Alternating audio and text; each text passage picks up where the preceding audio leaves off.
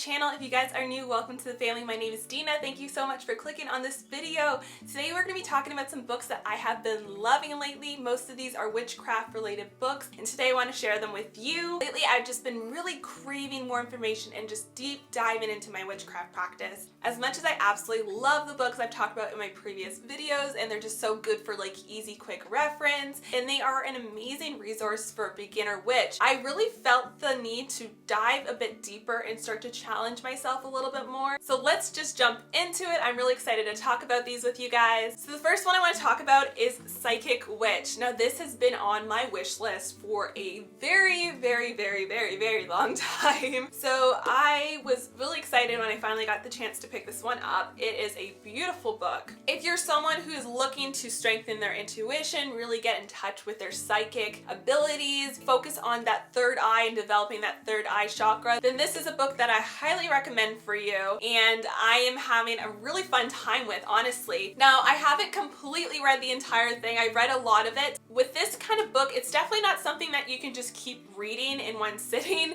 There is a lot of hands-on interactive activities in here. There's lots of different meditations and different spells and different exercises that you can do to strengthen your third eye. So it's something that's going to take some time. It's something that you might want to incorporate into your everyday practice. So this book covers brainwave states and neuroplasticity. It talks about, that psychology background, kind of incorporates that into your ability to develop these psychic skills, because entering certain brainwave states actually allow you to be more intuitive and receive more messages. And it's really interesting because certain brainwave states are associated with mediums and, psychic ability and that kind of thing. So that's really interesting. It has a little bit of the science behind it. But like I said, there's just so many different exercises. So you get exercises like meditations and relaxations. You get information on how to ground and avoid burnout, which is very important. Like, you really need to learn how to protect your energy. You learn about the types of clairs, so like clairvoyance, clairaudience, all of those. It teaches you about energy cleansing, protection, the shadow self, the higher self, elemental forces, and honestly so much more, guys. So if you're looking for a hands-on book that will be your companion through your psychic and your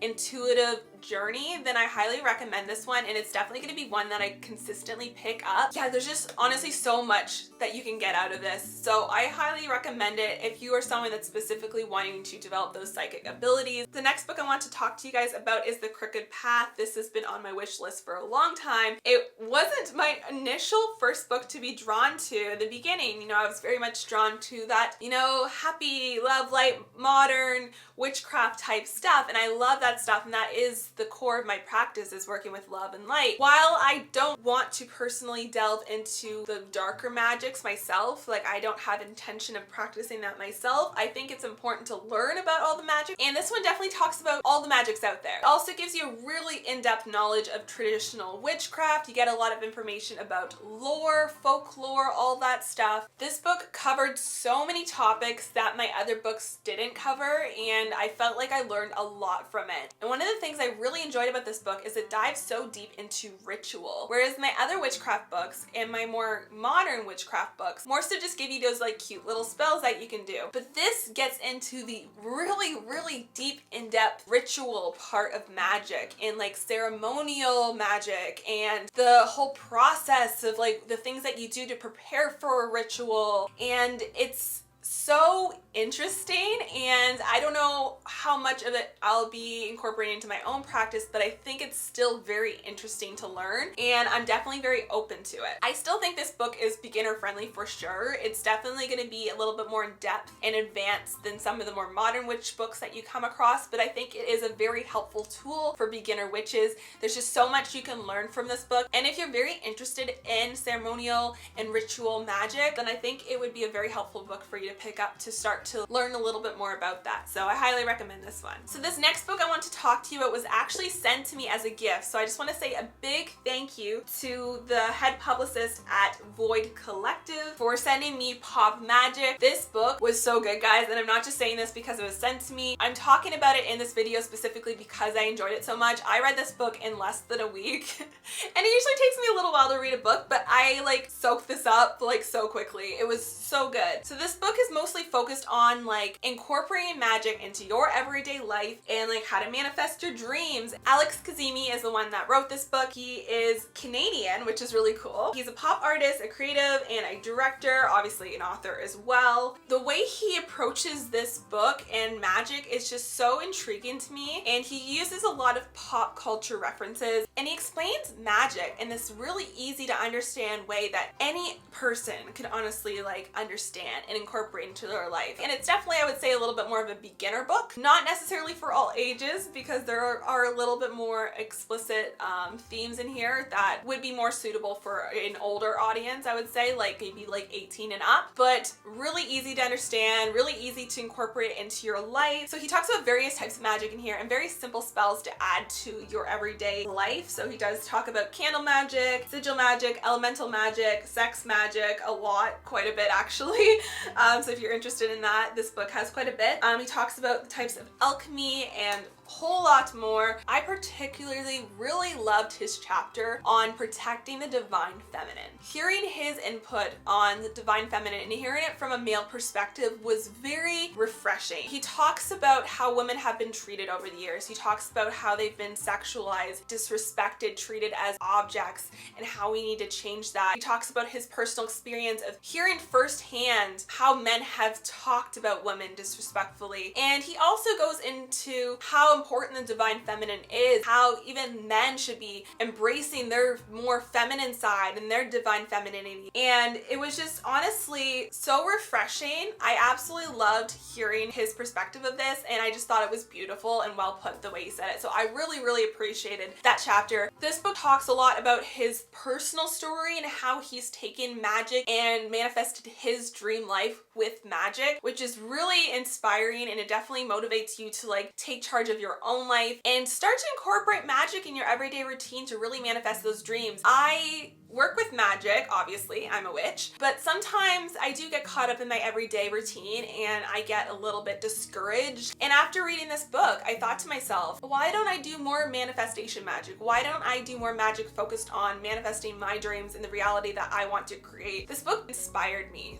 to dive a little bit deeper with that. So I highly recommend this book. It is an easy read. It is an interesting read. So I just want to say thank you again to Void Collective, and I don't know exactly how it works, but thank you, Alex Kazemi, if you had any part in sending this book as well. They were so kind when they reached out. They didn't even ask me of anything. They didn't ask me to make a video or anything like that. They just saw my channel and they thought I would enjoy the book, so they send it free of charge, and I'm just really grateful. So I just want to say thank you. I had to talk about the book because I really enjoyed it, so thank you again. So the next book that I got was actually one that was suggested from a subscriber a while back when I made a video about runestones, and I was looking for like a more detailed book because I found information online, but I always found it was a little bit difficult to get like straight answers about runes and where they came from and the history of them. And my runes just came with this tiny little paper book that didn't really give much information about the meaning of them and that kind of thing. So I was recommended this book, so I finally got it. It's called Runes for Beginners by Lisa Chamberlain, and it's such a good book, guys. If you're interested in learning the runes, this is an amazing book, and this is specifically for the Elder Futhark runes, so not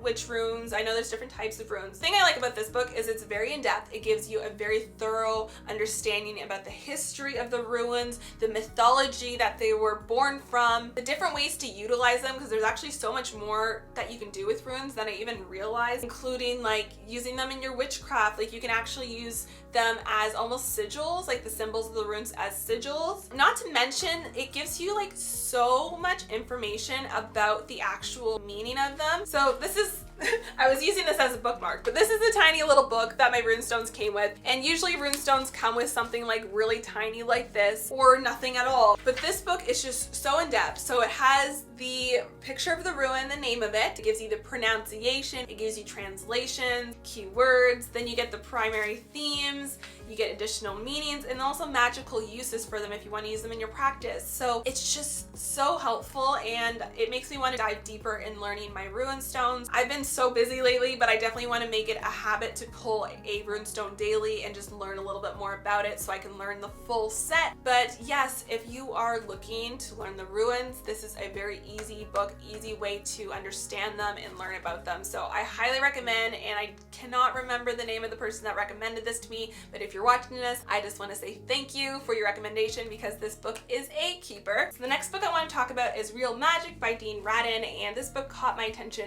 instantly. The reason I was drawn to this book is I definitely have a very intellectual driven brain, and I often get into conflicts with myself in my own head because I have such magical beliefs, and my spiritual ideas and beliefs, they often kind of clash with the physical, tangible world and what I've been taught in science. So when I saw this book, I'm like, oh, I feel like this is not only going to be amazing for my intellectual brain, but also it's just a really good book for skeptics in general. So Dean Radin is a chief scientist at the Institute of Noetic Sciences and associated distinguished professor of integral and transpersonal psychology at the California Institute of Integral Studies. He approaches the psi, as they call it, PSI, which is parapsychology. He approaches that from a very scientific perspective with actual tangible studies and statistically significant evidence and physics, and he takes all of that and he applies it to this more magical world, whether it is psychics, mediums, being able to,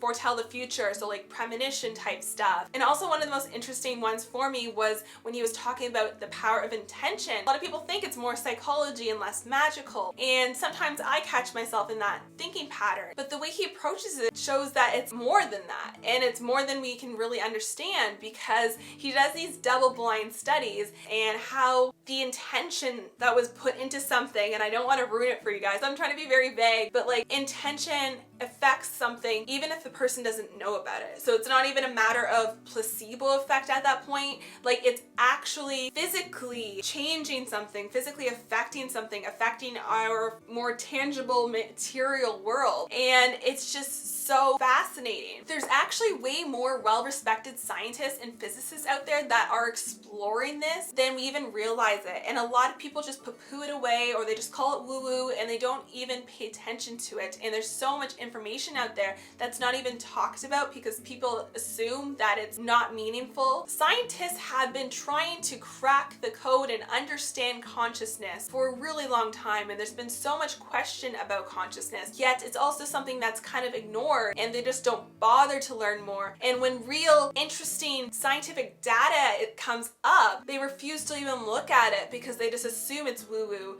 but there's actually way more out there than people realize. I highly recommend this book to anybody. There are areas of it that are very heavy science that are a little bit harder to understand than other parts, but for the most part it's a pretty easy to understand book. I highly recommend. If you have like even an ounce of doubt, or if you're just really interested in the science of all this stuff anyways, I highly recommend this book. Oh, and by the way, all the books that I mentioned in this video, I will be linking them below in the description box for you. So if you wanted to order them yourself, don't worry, they are below there for you guys. And I have one more book to talk about with you guys. This one's not witchcraft, but it's a little bit more of a spiritual journey, and it is called Braiding Sweetgrass. Now, I'm not completely done, but I just wanted to talk about it because it's a book that I've been loving lately, even though I haven't finished it, and it is such a beautifully written book, guys. I think this is something that like everyone needs to read. This book is about indigenous wisdom, scientific knowledge, and the teachings of plants, and the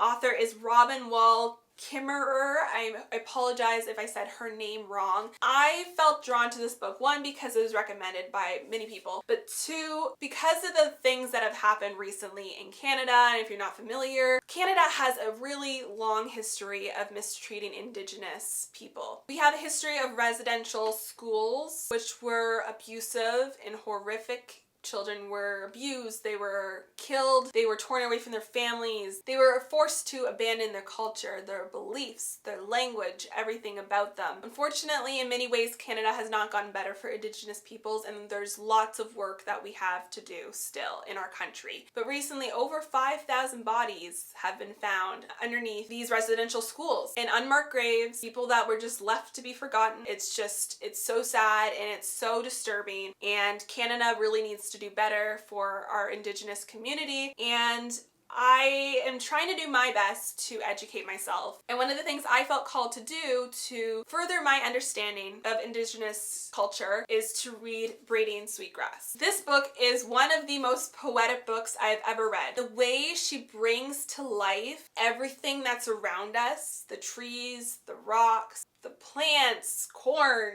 pumpkins, sweetgrass, everything. But also the way she describes Indigenous languages and how their language, it sees things differently. We look at something like a tree and we think it. They don't see it as an it. They see it as a live being. They have this deeper respect for the earth and nature and animals and everything. And they see everything as a relationship. It's all about an exchange. Exchange between us and the earth, exchange between this animal and this plant, and I don't even know how to explain it without saying like you have to read it for yourself. I think everybody needs to read this book to just have a greater respect and understanding for the world that we live in. If everyone looked at the earth the way Robin Wall does in this book, if we had that level of respect and love for the earth, like we would be in such a healthier place than we are now. I am learning so much from this book. So much about Indigenous culture, so much about a lot of things. A lot of it is her personal story, but she tells it in a way that is just beautiful and helpful for anybody. Anybody can learn something from this book. The reason why the earth is so abused and neglected, and we have so many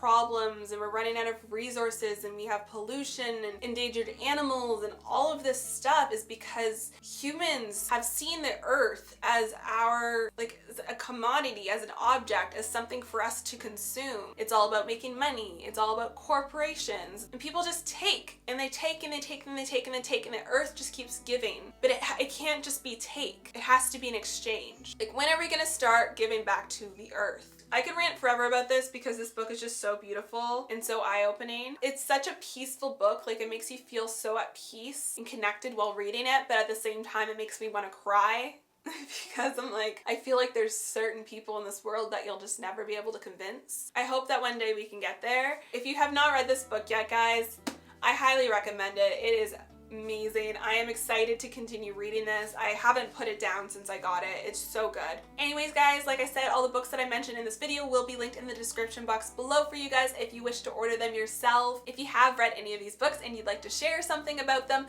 please leave a comment below. Also, if you enjoyed this video, make sure you like it. I would really appreciate it. It helps out my channel a lot. And maybe consider subscribing and joining our family. I post new videos every single week. I would love for you to join Magick Unleashed, where we focus on unleashing our inner magic and living our best lives. I hope you guys have a beautiful day. Thank you again for watching this video, and I'll see you guys in the next one. Bye, guys.